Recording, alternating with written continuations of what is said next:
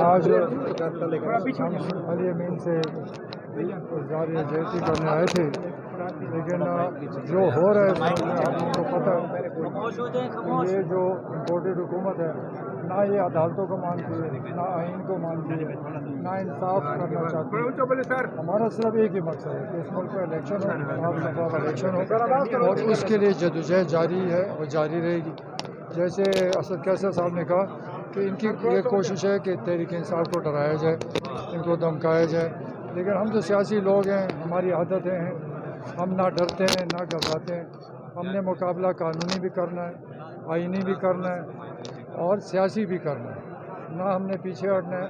اور لگ ایسے رہا ہے کہ اس ملک میں یہ الیکشن نہیں چاہتے کیونکہ ان کو پتہ ہے کہ الیکشن انہوں نے ہار جانا ہے، تو ملک کی خاطر ان کو کوئی فکر نہیں، نہ پاکستان کی فکر، نہ معاشی حالات کی فکر، نہ اس ملک کی جو آگے حالات آ رہے ہیں اس کی فکر نہیں ہے۔ ان کو صرف اپنی فکر ہے کہ کسی طرح عمران خان کو عدالتوں کے تھرو گرفتار کیا جائے یا ان کو اس سیاست سے باہر کیا جائے۔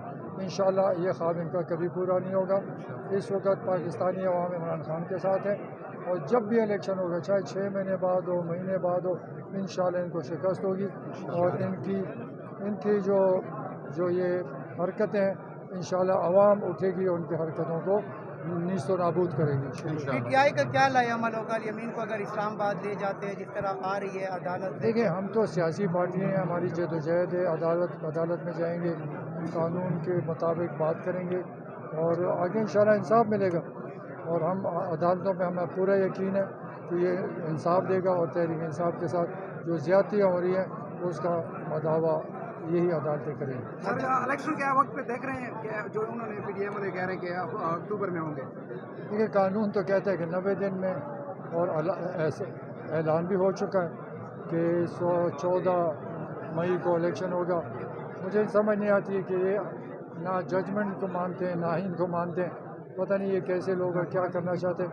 انشاءاللہ تعالی عدالتوں میں بھی شکست ہوگی اور عوام کے سامنے بھی شکست ہوگی۔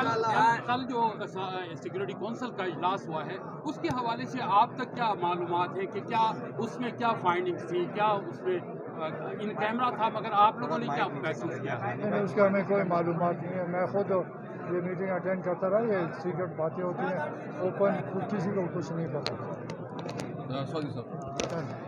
دیکھیں بنیادی طور